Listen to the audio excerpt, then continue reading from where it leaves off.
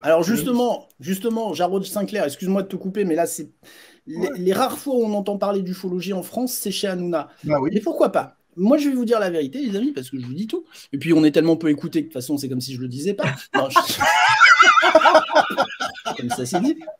Allez hop, ça c'est fait. Venez Allez, me casser, je m'en occupe la tout seul. bise. Sachez quand même que j'ai écrit à H2O Prod, j'aimerais proposer un débat chez Hanouna avec nos amis des Rencontres Galactiques. Je vous le dis, voilà. Oh là Alors là. là, ça Non, va non, être non, non, un non, non. show. Ah, le show. Le mail est parti. Ah, Voilà, je sais que Hanouna est assez intéressé par ces sujets-là. ça va être j'aimerais, catastrophique. parce On que va faire de la non, pub. non, comme ça on en discute. Voilà, Hanouna, c'est une émission très regardée par les jeunes, vraiment. Hein. Et je vais vous dire franchement, moi je regarde Hanouna, non pas pour la qualité des chroniqueurs, parce que je trouve qu'elle n'est pas là, mais sur les sujets qui sont mis en avant et qui ne sont pas mis en avant ailleurs. Voilà. Et donc effectivement, Hanouna, c'est une des rares émissions qui parle d'ufologie, alors souvent avec Jean-Claude. Moi, j'aimerais bien justement qu'ils ouvrent un petit peu les portes à d'autres personnes qui étudient aussi le sujet. Mais écoutez, on va voir s'ils me répondent ou pas pour ce débat-là. Il te répondra peut-être. Mais... Et s'ils nous répondent, on verra en face s'ils acceptent d'y aller ou pas. Mais s'ils veulent que je sois dans les rangs, je serai là et je ne serai pas seul. Voilà, c'est dit. Ouais. Bon, ok. Bon, les amis, sinon. C'est malheureux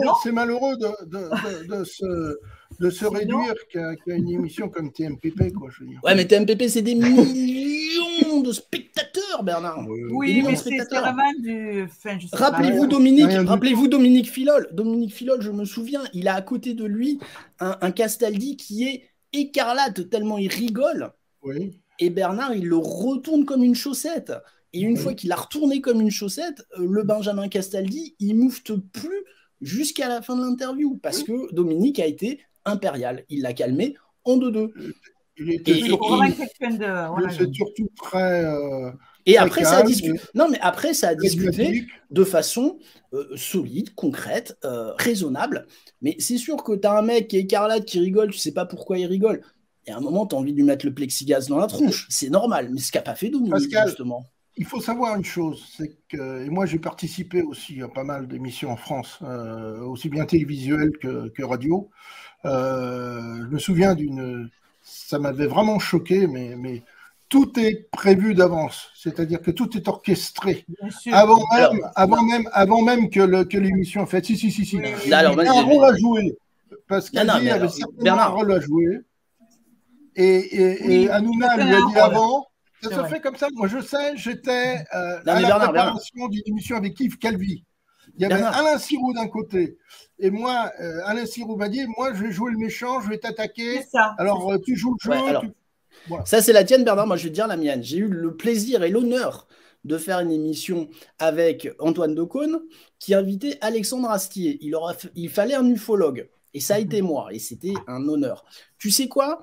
J'ai été époustouflé par la simplicité d'Antoine Decaune. Il est venu 10 minutes avant l'émission discuter avec moi de tout, de rien, qu'est-ce qui vous intéresse, machin.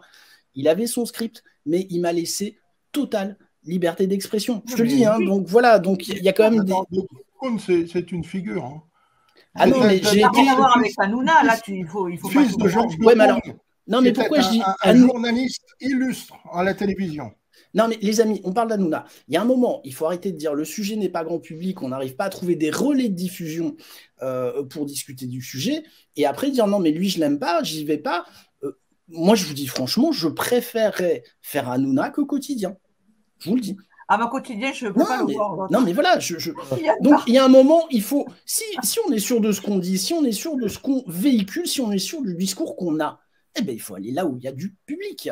Et si vous n'êtes pas bon, bah, vous en prendrez qu'à vous. Si vous avez fait une catastrophe, eh ben, ce sera pour votre gueule. Mais on ne pourra pas dire qu'on ne vous aura pas servi une audience.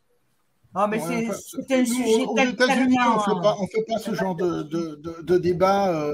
C'est extrêmement rare. Donc, on prend un invité et c'est tout. Et je veux dire, il n'y a pas de ridicule qui soit... on va faire du vélo. Sophie, avec ou sans sel, le régime? Régime sans sel, oui, c'est ça. Ouais.